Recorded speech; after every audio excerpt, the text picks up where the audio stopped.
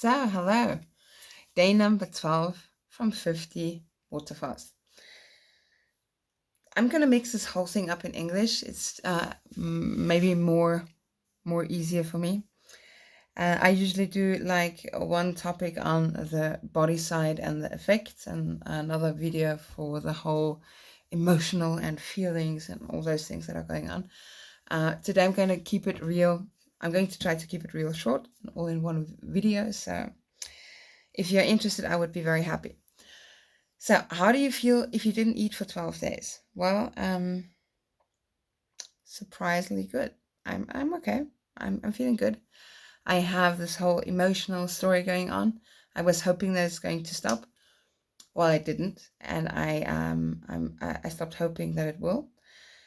You just feel emotional for everything. You feel emotional for food. You feel emotional for people eating food. You feel emotional for people eating meat or not eating meat. So everything you think of is, oh my God, it's just so emotional. Do you know what you're doing to yourself, or do you have to eat this? It's just not good for you.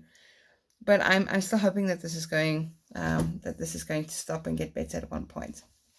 But let's roll the whole thing up a little bit. I had a conversation yesterday with someone that is kind of into the medicine direction and psychology, and we were talking about the side effects of water fast.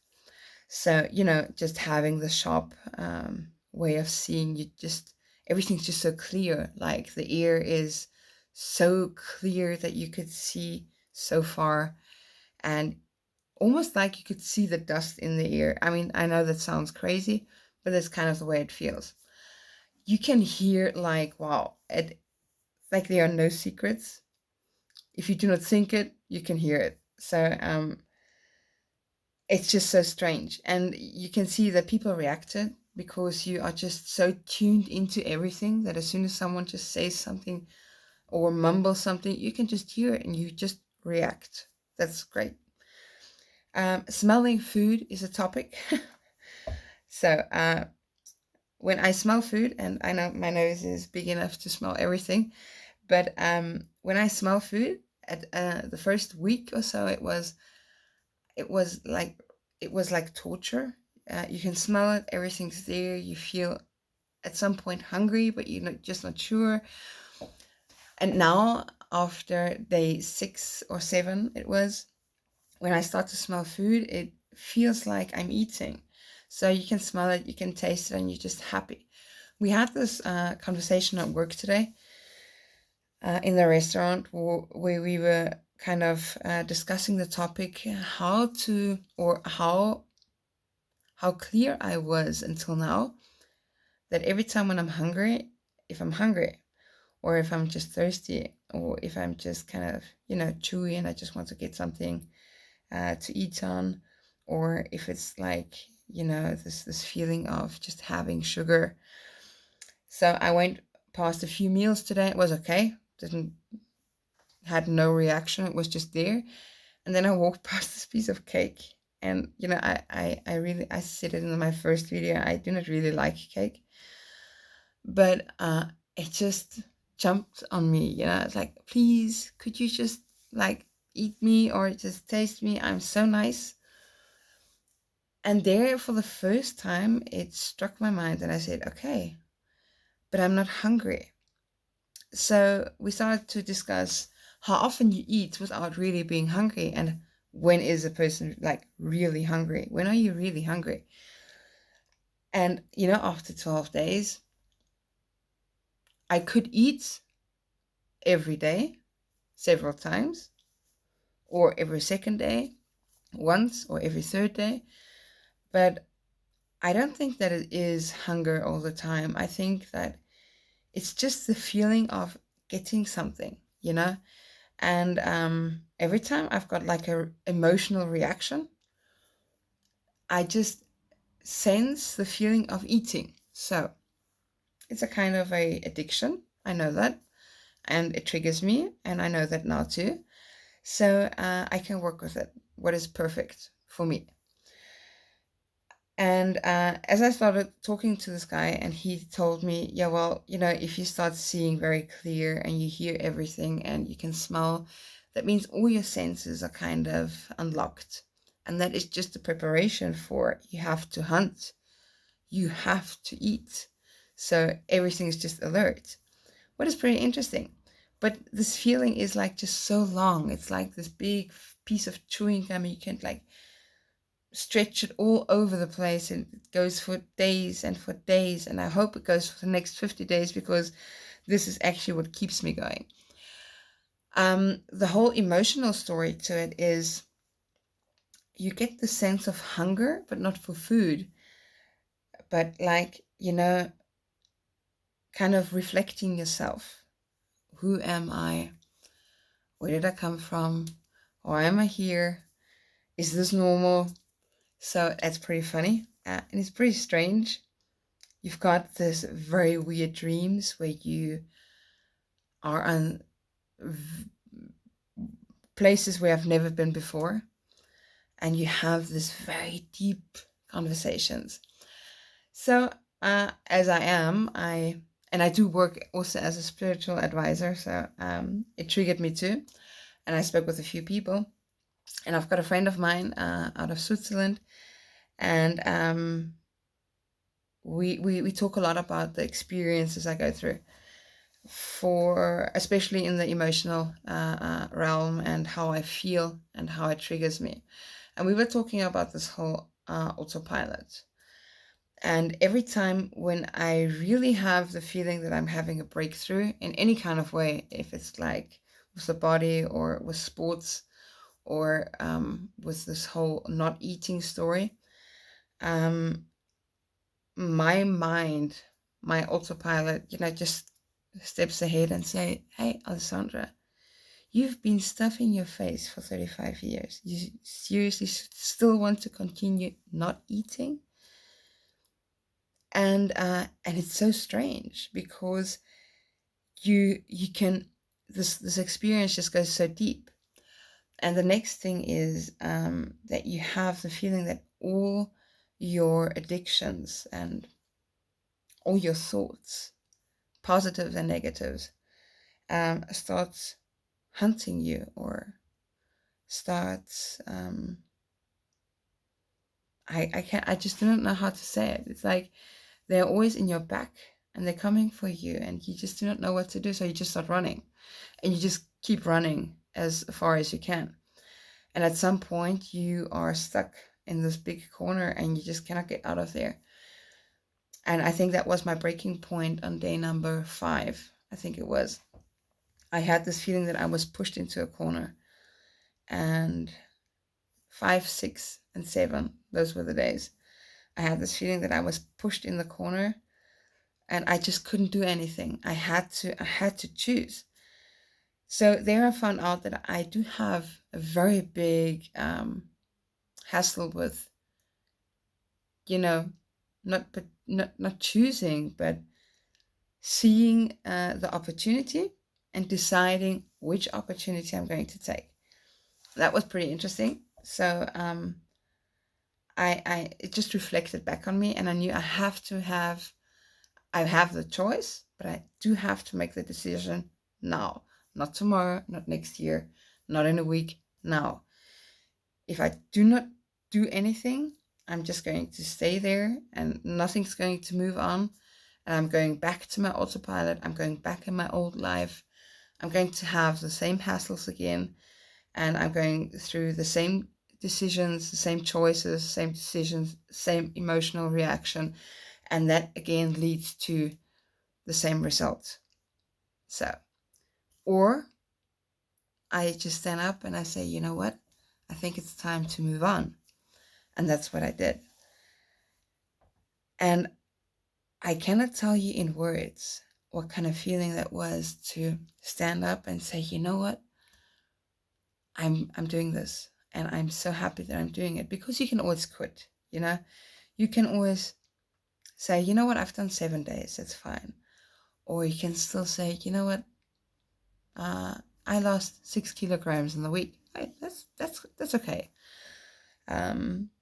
But to decide not to do it for the weight, or not to do it for someone else, but to do it to prove to yourself that you are more than a program that you are stuck in. You are more than this autopilot that you created over the last decades. And that was, I think, under all, the most beautiful experience I ever had in 35 years. And I am a mom. I mean, not that I do not love my kids, but that is just the the reaction when you see your kids and they are born. You're so happy. They make the first step. They say the first time, "Hey, mama." You cannot wait until they talk. Then they start talking. You cannot wait until they stop. You go through all these experiences, but this experience is just so, it's just so close, and it's just so much you. So you start reflecting a lot of things all of a sudden. You start reflecting connections in your life, people, conversations that you have, decisions that you made, people telling you this or people telling you that. Even this whole story of Corona and people dying all over the place, and what does that mean, and how fast this is going. So you start reflecting everything. And while you start reflecting everything, your body just does not get tired. It still has energy and it does not stop. And everyone said, you know what, Alessandra, just do not do a lot of sports in the first week. You're going to need the energy. You have to get used to it. You have to prepare for Waterfast. I didn't really prepare. I think that is the second point. But I knew if I'm not going to do it now, I'm never. Or if I do not take the bull by the horns, and I try to prepare, I'm going to be preparing for the next month, 2 months, a year, or whatever. Something's going to happen. I'm going to decide not to do it. Just, push it over to the next time. So I knew for myself, this is the right way. So I done it. So without preparing, going into this water fast, and having not really water fast experience like I did it now. I did have fasting experience, but no extreme water fast experience. So I do realize the difference between fasting, like eating every second day or just once a day or however, there are just so many different ways, and water fast, because water fast just puts the body there where you need it. The first 3 days are kind of hard, maybe 4, and it all depends how you react to it. I was first thinking of, just taking my time off, not going to work, not being distracted. I know I know it now. If I would have done it on a vacation, I would have done it, and I would have come home. Everything would be over, and I would jump right into my old program, and I would be here where I am now, back in a year. And I knew if I can do this with all the distractions I have, with my work, with the kids, with the housekeeping, with family issues, and all those things, if I could manage that, and if I could still reflect on myself and reflect on my work, if I could still do my work good, because that is the main point. If I'm still a good mom and I still got enough energy for my kids, then I will continue and I will pull this through. And the surprise is, for me, I've got more energy than ever. I came home from work today and I was sitting with my kids. Normally I get home from work and I'm so exhausted. And today I came home and I was like, hey, I'm still into singing, and let's play. And we cuddled and I just had so much fun and the experience was so intense. Then I said, you know what? I cannot believe that I missed this all the years. It's not like I was a bad mom. I just was not so connected, to myself and to the reaction of my kids, also to the reaction of other people. The way you see people, it's like you can feel them. It's not they're just there. You're just so connected. You appreciate people in a very different way. You are just so thankful and grateful, and that is a feeling that goes so deep. Besides the fact that you think that everyone's just cool, even though they maybe not, but still for yourself, everything is just so perfect. Everyone's good.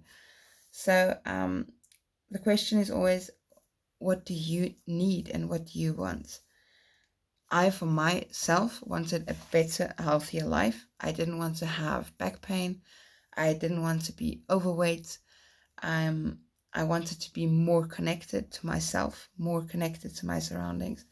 I wanted to be good in not only as a waitress, but especially in the spiritual part, where I do support people very much for a very long time now already. I just realized that over the years, you get kind of, I would not say numb. It's just like it's becoming to be a routine, and I never wanted it to be a routine because every client is so special. We all have our special gifts, and you know going on this adventure to find who you are and where you came from and why you are here is always special, and it should be like that too. But I'm making a very short story, most probably very long. So however the story is, let's shorten this whole thing a little bit up. uh Energy is great. Water, yeah, it gets a little bit tight after a while, but you get used to it and it's okay. Do not drink too much water. I think about 2 liters of water and just filling it up with tea is fine. After 2 to 3 liters, I just realized that my body seems kind of, a little bit empty, and you get thirstier and thirstier and thirstier. Do not drink too little. That's the only 2 times I ever had a headache, is because I did not drink enough.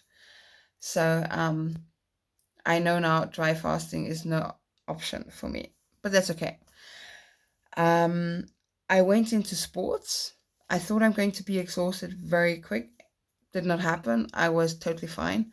I realized that the muscle gets a little bit more smooth. It's not that hard. Um, I try to have about 11,000 steps per day. That is about 3.6 kilometers.